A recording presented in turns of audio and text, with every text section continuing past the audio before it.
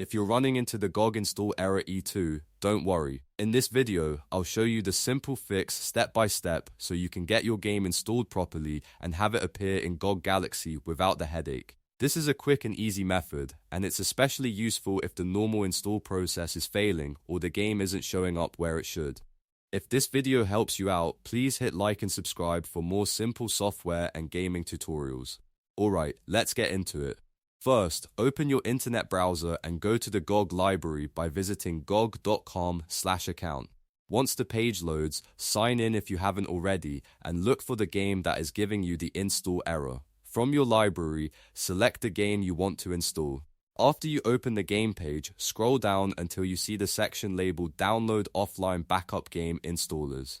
This is the part that gives you the full setup files you need, and it often helps bypass issues that can happen during the normal install process. Now download all of the necessary setup files for that game. Make sure you get every file that is required, because missing even one installer part can prevent the game from installing correctly. Once the downloads are finished, open your download folder on your computer. Inside, find the game's setup file and run it to begin the installation. Follow the prompts on screen and let the installer complete the process fully.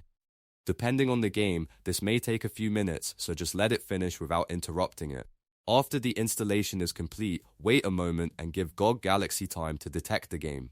In many cases, the launcher will automatically import the game into your installed view once the setup finishes. If it doesn't show up immediately, give it a little time and refresh the library if needed. That's usually enough to resolve the GOG install error E2 and get everything showing properly in your installed games list. So to recap, you open your GOG library, choose the game, download the offline backup installers, run the setup from your downloads folder, and then wait for GOG Galaxy to import the game into the installed view. If this walkthrough helped, be sure to like the video, subscribe to the channel, and turn on notifications so you don't miss the next fix. Thanks for watching, and I'll see you in the next one.